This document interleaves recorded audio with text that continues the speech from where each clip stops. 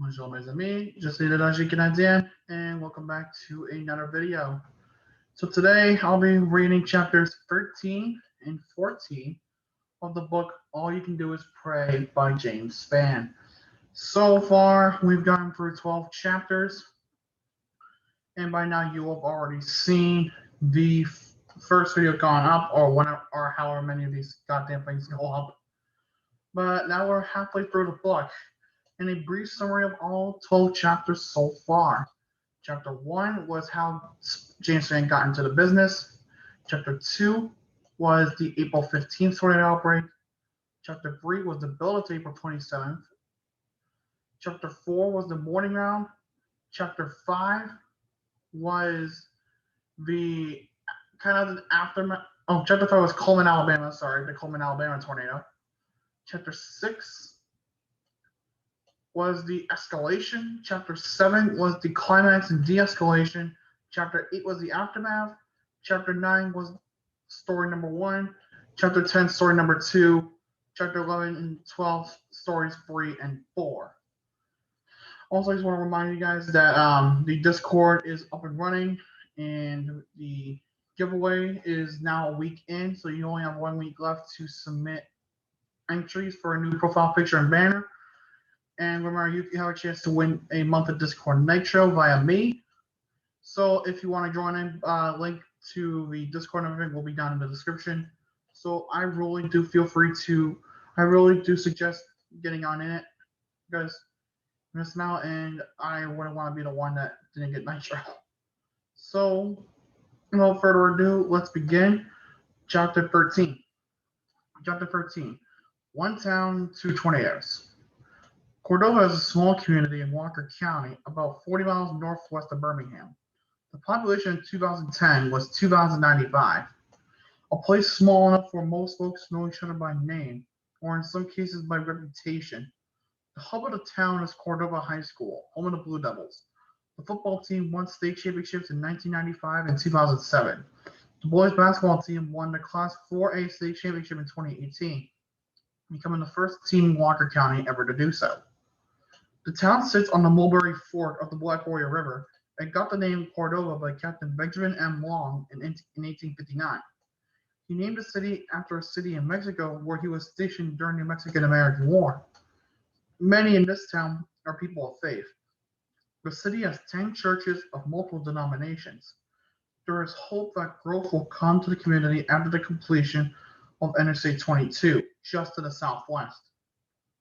Severe thunderstorms and tornadoes are nothing new to the people of Walker County. At least 50 tornadoes have touched down across this county since 1950, including many strong, violent ones. During the super outbreak of April 3rd, 1974, downtown Jasper, the county seat, was hit head-on by a long-track EF4 tornado. On May 6, 2009, a tornado touched down on the west side of Cordova along South Street. The tornado moved through the heart of town and lifted shortly after it crossed near the intersection of Disney Street and Mass Avenue, near Cane Creek. Numerous trees were snapped off or uprooted along the path. At least 15 homes were damaged by the falling trees. One of the trees fell on a train and damaged some of the cars, but the train did not derail. Thankfully, in this case, there were no deaths or injuries. But on April 27, 2011, this community would deal with not just one, but 2 tornadoes in a 24-hour period. A day of destruction and human heartache. Shortly after 5:15 a.m. that Wednesday, an EF3 tornado, the first one of the day, touched down near Franklin Ferry Road in the far southwest part of Walker County. It crossed Alabama Highway 269 a mile or so south of Parrish, and will move right through the heart of Cordova around 5:30. In Cordova, the tornado caused significant damage to brick buildings in the downtown area. Trees were down on homes, and the entire community lost power. Along the 19-mile path in Walker County, this tornado was responsible for 20 injuries, most of them minor. 15-year-old Megan Johnson was at her home with her mom Julie that morning on Royston Road, which is just east of the heart of Cordova.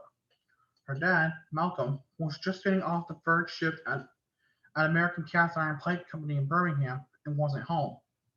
Julie Johnson says when she heard me talking about the potential of a generational event on ABC 3340 Friday, April 22nd, her antenna went up immediately.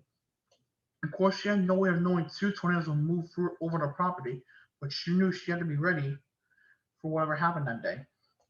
The early warning tornado passed within a quarter of a mile of their double-wide mobile home.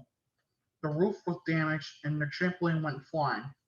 Megan and Julie heard the tornado warning while they were in the storm shelter on their property. On property, sorry. The shelter is one you see all across the Alabama countryside, near the cinder blocks built into the side of the hill. Most of them have been around for decades, and they work very well. There was no major damage to their home. Power was lost during the storm, and service remained out for the rest of the day. Megan was a 10th grader at Cordova High School. On April 27, 2011, she stayed home since school was canceled due to the morning tornado and the threat of additional severe weather later. After the initial round of storms, the weather calmed by mid-morning. Sunshine returned and the temperatures warmed nicely. Malcolm, after returning home from the first shift at ACIPCO, got some sleep, but said the day was so nice he would rather be fishing or playing golf. Despite the midday sun, the family was paying attention to the weather situation and knew more severe storms were likely to develop by mid to late afternoon. The Johnson family had a small battery-powered television in the kitchen and were watching ABC 3340's live coverage of the Coleman tornado that afternoon while the sky was still blue over Cordova. That video brought more anxiety to the family of three in their house full of dogs, nerves were frayed already after the morning tornado. Malcolm went to get more gas for a small generator that was running at the house, and Megan and Julie cleaned up the storm shelter, anticipating more severe weather. When this was happening at 3:40 p.m., a tornado touched down in Pickens County in West Alabama near the community of Pickensville. Most of Cordova had no idea that tornado, and the street line distance is 73 miles to the southwest, would wind up moving right over their community again in about 80 minutes. Again, I know it features the bulletin in the book, so if you will just skip, you can just go ahead and skip the video a little bit ahead. But or if you just want to see me suffer, I'll go ahead and read it. Bulletin: EAS activation requested. Tornado warning. National Weather Service, Birmingham, Alabama. 4 p.m. Central Daylight Time, Wednesday, April 27, 2011. The National Weather Service in Birmingham has issued a tornado warning for southern Fayette County, West Central Alabama, northeastern Pickens County in West Central Alabama, northwestern Tuscaloosa County in West Central Alabama, Walker County in Central Alabama, until 5 p.m. Central Daylight Time. At 3:50 p.m. Central Daylight Time, storm spotters and the National Weather Service were tracking a large and extremely dangerous tornado near Reform. Top radar showed this tornado moving northeast at 55 miles per hour. The tornado will be near Barry and Bankston around 4:25 p.m. Central Daylight Time, Foley Springs around 4:30 p.m., Oakman around 4:40 p.m., Parrish around 4:45 p.m., Jasper and Cordova around 4:50 p.m., Limbs Park, Sipsey, and Curry around 4:55 p.m. Other locations impacted by the tornado includes Moores Bridge, New Lexington, West Corona, Gamble, and Manchester. To repeat, a large, extremely dangerous, and potentially deadly tornado is on the ground. To protect your life, take cover now. For your protection, move to an interior room on the lowest floor of a sturdy building. At 4 p.m., a tornado warning was issued and put Cordova in the polygon. The National Weather Service in Birmingham described the tornado as a large and extremely dangerous tornado moving northeast at 55 miles per hour. The tornado originated in Pickens County, moved from the northwest corner of Tuscaloosa County into southern Fayette County, where it moved over the small community of Foley Springs. 4 people will lose their lives there. 2 couples, Leon and Sylvia Spruill, and Jeffrey and Rebecca Kemp. In Cordova, Julie, Malcolm, and Megan Johnson loaded up some supplies and headed for their storm cellar, about 20 yards away from the house. Julie's parents were neighbors, and they came over and got into the cellar as well, along with Julie's brother. In all, there were 7 people and 1 dog in the small space. Megan said it was a tight fit, but as comfortable as it could be under the circumstances. They were glued to the live coverage of ABC 3340 on that small battery-powered TV. They were paying very close attention to the words of Brian Peters and Tim Coleman, who were in Walker County, only about 2 miles southwest of them. As Brian and Tim described a large, multiple vortex tornado, Malcolm and his brother-in-law were outside at the entrance to the storm cellar. The sky was still blue, but debris began to fall from the sky ahead of the approaching tornado. Then, as the rain started to fall, the door into the store cellar was shut, and within a minute, it was on. Megan says in that small store cellar, it was loud. There was lots of suction, and ears were popping. Suddenly, it was much hotter. The tornado literally took the breath away from everyone. They knew hell on earth was being unleashed outside. To this day, Megan Ant has a hard time going through a car wash. The noise at the end when the jets begin to drive the car reminds her of that horrible afternoon. During the tornado, Malcolm and his brother-in-law both used all their strength to keep the cellar door shut. The first thing to hit the door was a clothes dryer, followed by a small freezer. Julia and the other family members thought this might be the end of their earthly journey, despite the safety of the small space. There was fear the door would fail due to the large debris pounding the hillside, and setting up a likelihood that they would be literally sucked out and lofted by the tornado. It took 8 to 10 seconds, but it felt like 8 to 10 minutes, according to the family. When it stopped, Malcolm used all of his strength to open the storm cellar door. The dryer was large in front of it. His heart dropped when he looked toward their home to see that it was gone, completely gone. All that was left was debris scattered on the hill above the cellar and across their property. The rest of the family worked their way out of the storm cellar, and at that moment they didn't know what to feel. Initially, they felt utter shock. Most wanted to cry, but they didn't even know what the tears were for just yet. After about 20 minutes, first responders were able to get through, finding all 7 people safe and unharmed despite the devastation around them. Darkness was coming quickly, and the Johnson family spent the night at Julie's parents' home, which wasn't touched by the tornado. The next day, it was time to start picking up the pieces. Hours and hours combing through rubble looking for anything meaningful that would be salvaged, or that could be salvaged. The 3 family cats were found, and miraculously, all of them survived. 10 days later, Megan noticed one of the cats walking in an odd way. After taking the cat to the veterinarian, the vet removed 2 3-inch pieces of a mirror that were pulled out of the cat's hip. You have to wonder what that cat was thinking during the tornado. Animals have a strong survival instinct.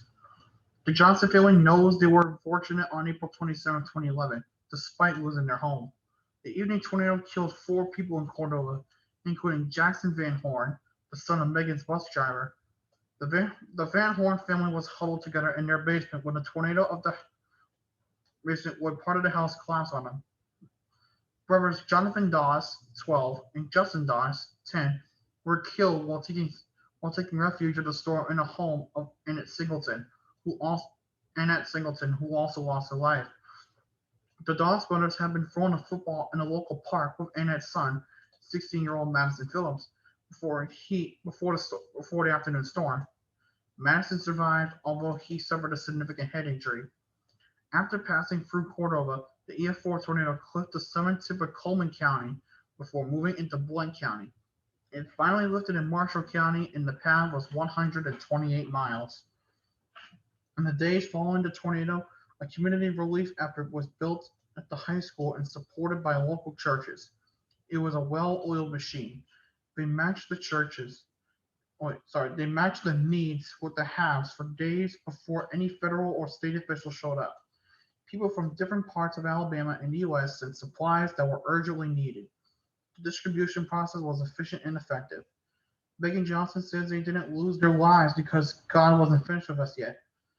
She shared her story with me because she believes when more tornado stories like theirs are told, more people will take warning seriously. It doesn't always happen to someone else. You aren't protected from a tornado due to a ridge, valley, body of water, or what your grandparents say. If you pay attention to the weather, have a good way of hearing warnings, and have a plan on getting to a safe place, you have a greater chance of survival, just like the Johnson family, even during a violent EF4. A couple of weeks after the tornado, Megan was looking at a Facebook page set up for people who found photos and other items lofted from the 62 Alabama tornadoes. She was shocked to see Malcolm and Julie's wedding photo on the site. It was found in Flat Rock, Alabama, 109 miles to the northeast. They contacted the person who found it, and in turn, the person mailed the print back to the Johnsons along with a gift card. The frame was gone, but the print made the journey crumble, but intact. The Johnsons built back on the same lot on Racing Road in Cordova a year after the tornado, and they now have a new, larger storm cellar with better access. Cordova's only grocery store, Piggly Wiggly, celebrated its grand reopening in November of 2014. The city of Cordova built a new city hall and police and fire station, which opened in the summer of 2015. Much of downtown Cordova remains vacant today, but the people have their spirit back and believe the future is bright for the Walker County town. A memorial recognizing Jonathan and Justin Doss, Jackson Van Horn, and Annette Singleton has been erected, a marker that will remind future generations of that horrible day in April of 2011 when two tornadoes tore through the same town. So that one was a little more subtle, but it was also a little more uh, emotionally brightening. The fact that they had to huddle like so many people into that one small cellar and having to watch the coverage on a battery TV, that's amazing. And it just shows the determination of some people to survive, even when you lose everything. And again, it's amazing how so many precautions that people do that just helps them survive. Like, it's remarkable to hear some of these stories. Chapter 14, Hospital Heroes. My first experience with DCH Regional Medical Center came in 1968 when at the age of 20, sorry, when at the age of 12, I had a bone tumor removed from the middle finger on my right hand. Dr. E.C. Brock performed the surgery, and the tumor thankfully was benign.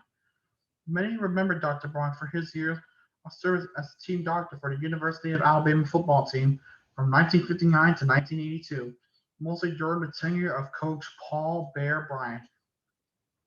DCH in those days was simply Druid City Hospital.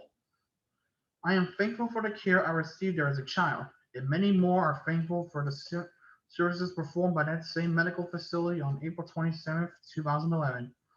I dipped my toe into healthcare in 2005 when I accepted the role of chairman of the board of trustees of a large hospital in Birmingham. What was to be a 2-year hitch has grown to 16 years as of this writing. I still have much to learn. Healthcare is a challenging business full of amazing people, including both clinical and non-clinical workers. These workers are people with hearts for serving others with their powerful platform. I have always been intrigued by the emergency department. These professionals come to work on a daily basis with no idea what to expect on their shifts. There is tremendous variety in patient acuity, volume, and stress levels. With other departments in the hospital, most who work there feel a calling. They are uniquely qualified to handle a wide variety of situations, from broken toe to severe life-threatening trauma. In the hospital business, the term mass casualty refers to a combination of patient numbers and care requirements that challenge or exceed the hospital's ability to provide adequate patient care using day-to-day operations. All hospitals must be prepared to provide rapid triage and treatment to large numbers of patients after disasters.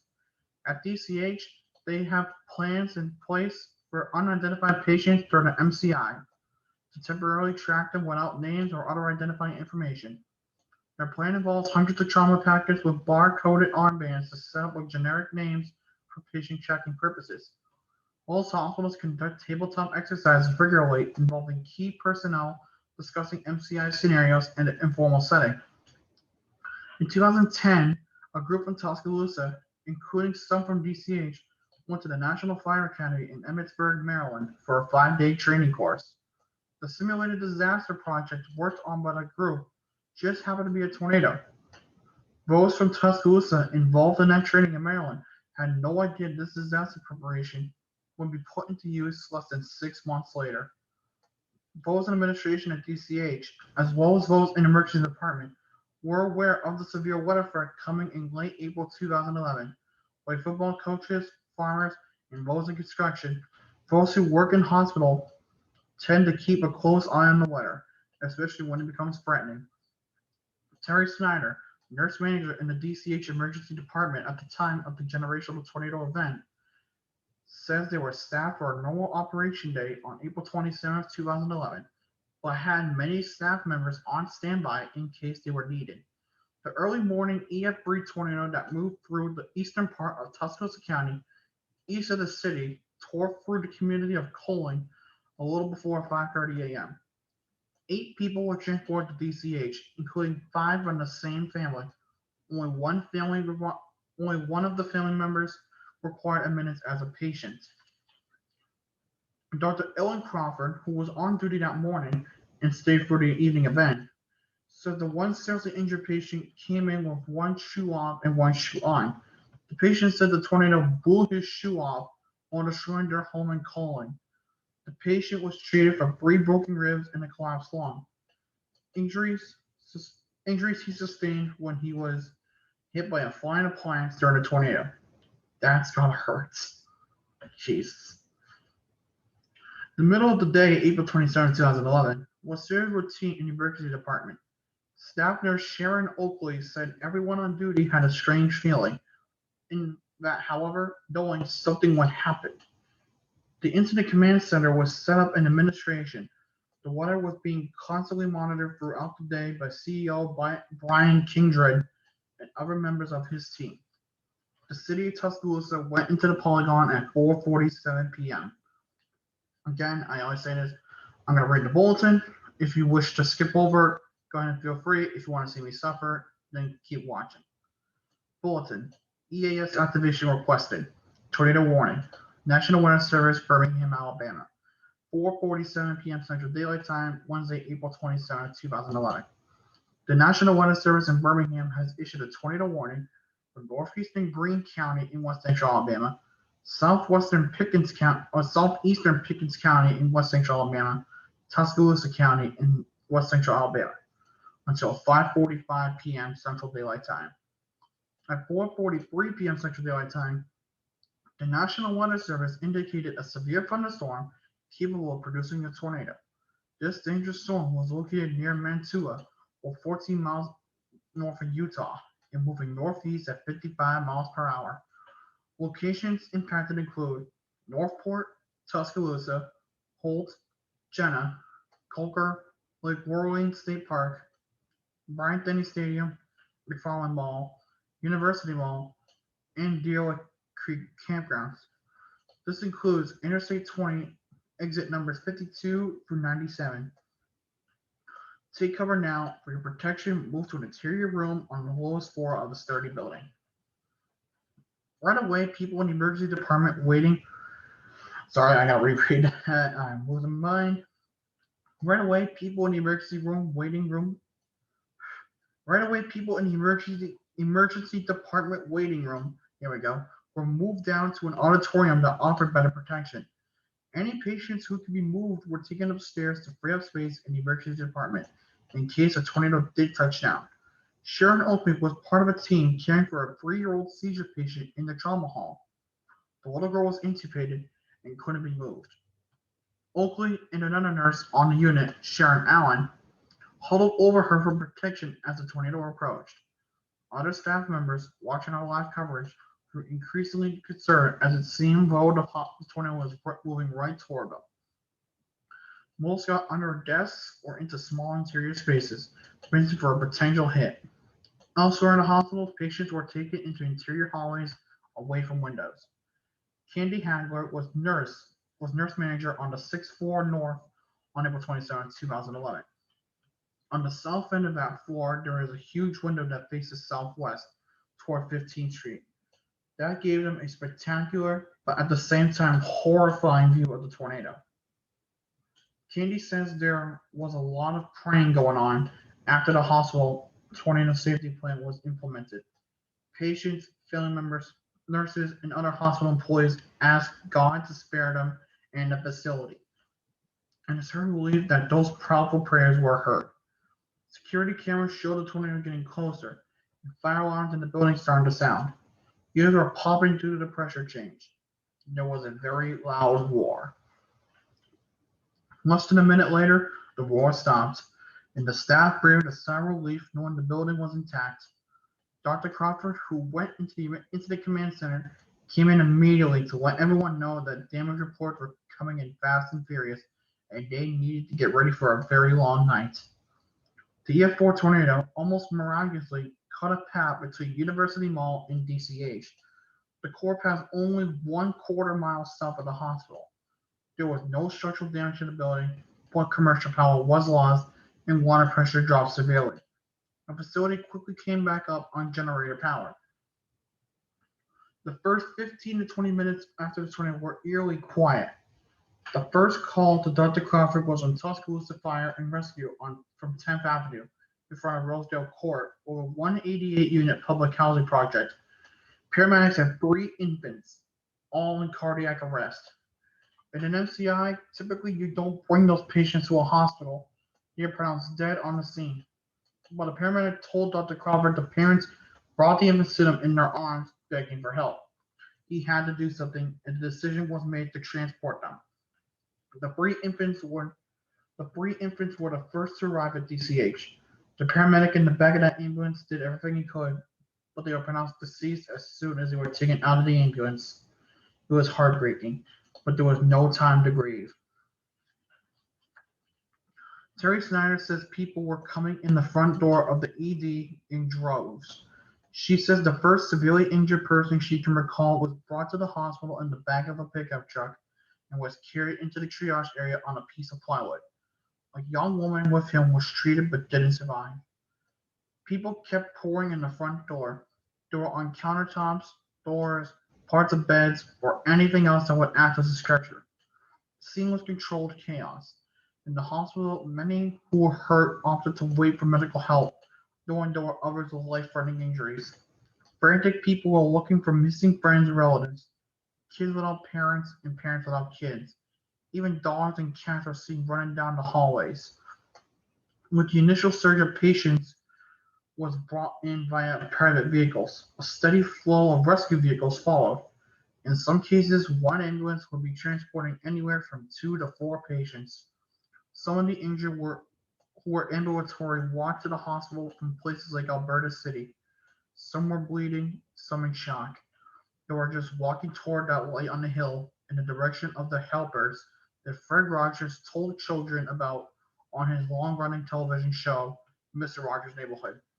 The quote reads, "When I was a young boy, I would see scary things in the news. My mother would say to me, 'Look to the helpers. You will always find people who are helping.' To this day, especially in time of disaster, I remember my mother's words, and I am always comforted by realizing that there are still so many helpers, so many caring people in this world." Off-duty nurses and doctors streamed into the hospital. Nobody had to be called in. The medical professionals at DCH Regional Medical Center that night were ready and focused, but dealing with so much. Severe severed limbs, amputations, impaled objects, fractures, death. In triage, clinicians were having to discern which patients to treat first based on their likelihood of survival. All hospital employees played a role that night, and even those in dietary services, housekeeping, and maintenance. All stepped up to the plate with empathy, performing services way beyond their normal duties. Dr. Crawford said the ED volume was overwhelming for the staff during the first 30 minutes. Once other physicians arrived, they could breathe a bit. Some seriously injured patients needing surgery had to be transferred to other hospitals in the Birmingham area because of the water pressure issue. Instruments couldn't be sterilized. The Cedar Crest neighborhood, just southwest of the hospital, was pretty much wiped out, and water lines were broken, disrupting service to DCH. According to Terry Snyder, one of the most amazing things about the night was how people were so patient.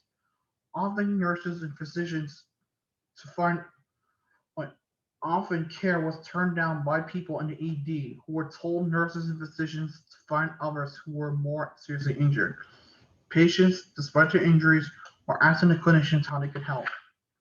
Terry says, like, Terry says it was a blessing out of a disaster to see this kind of compassion.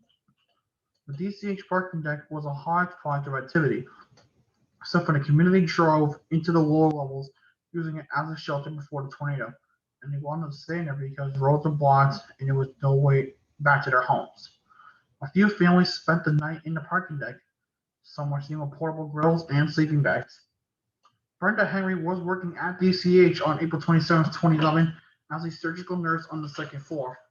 As she watched the approach of the tornado on a monitor, she made peace with God during the moment. She wondered if she spent enough time with her kids. She wondered if she was ready for her final day on Earth. For those few seconds, it was a time of prayer and reflection as a monster tornado approached. Then it was time to get focused. Brenda made sure the trauma room was ready and every room had a flashlight. As the tornado passed, she was thinking about how many would be coming in, knowing things were about to ramp up quickly. It was her narrow focus mode. Trauma cases were nothing new for Brenda, but the first patient under her watch was a young woman who was covered in dirt. The process of washing that dirt off her body and seeing the serious nature of her injuries was almost overwhelming. She was young and someone's child. Brenda was still not lost in emotion, but laser focused on her care. She told me the young woman had the best of the best working on her April 27, 2011. An anesthesia crew, 5 surgeons, and surgical technicians. According to Brenda Henry, the young woman fought harder than anyone else I had ever seen in a trauma situation. That woman went into cardiac arrest on a stretcher after surgery, on the way to an ICU room. Despite a very prolonged effort to bring her back, she died at DCH Regional Medical Center that night. Brenda had to transport the young woman to the hospital morgue with others who were killed by the tornado. After this, she had to have a break for a few minutes and walk to the front of the hospital on level one, where she saw people lined up trying to get into the emergency room. There was simply nowhere to go for a break. So she went back to the second floor to work on the cases. It was a night that seemed as if it would never end. Hospital records show that 600 were treated in the emergency department, but those were only the patients who were registered. Most acute patients went to other centers set up in the hospital building, not going through the ED. It is estimated that around 1,000 patients were treated that night on April 27, 2011. Many lessons were learned that night by those at DCH. All told me take it seriously. Tornadoes impact real people at a real place and in real time. With their own eyes, they saw human suffering and loss of life. It doesn't always happen to someone else in another part of town. Ron Howard, Director of Pastoral Care Services at DCH, told me I still see the faces of the 4 dead children that were placed in my care and of the days it took to find their families. I served 26 years as a Navy chaplain, including a Tour Ask Command chaplain at Bethesda National Naval Medical Center at the height of the Iraq-Afghanistan wars, dealing with all the combat hand injuries. Nothing compares to that evening of April 27th. The work of the DCH staff was incredible, but unfortunately has had lasting effects. He he penned a caregiver's prayer in the days following April 27, 2011. This is posted in the hospital today, adjacent to the room where the incident command center was set up the day of the tornado. And I will go ahead and gladly read that prayer, or caregiver's prayer. In the midst of disaster, Lord, as caregivers, we find ourselves still in shock by what nature's fury has wrought. We are overcome by the amount of devastation and how close the destruction came to our hospital. We find ourselves becoming disoriented as we travel around our community.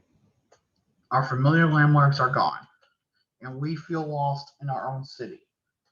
Yet we stand in Rosedale and look down the path of destruction. We see something previously we could not. DCH standing on the hill. When we are disoriented in Forest Lake, we look around and we see DCH standing on the hill. When we are wiping tears from our eyes in Alberta City, we see DCH standing on the hill. After the tornado passed, our community saw DCH standing here. And by the hundreds they came. The wounded, the dying, the homeless, the scared. They came because they knew that we could not hide our light, that the skill of our staff would brightly shine, that we could care for them with compassion and skill. We give thanks to our employees, physicians, and volunteers who work tirelessly to meet our community's needs at our hospitals and in the community. We pray for comfort for the families who are grieving and for families that have suffered loss.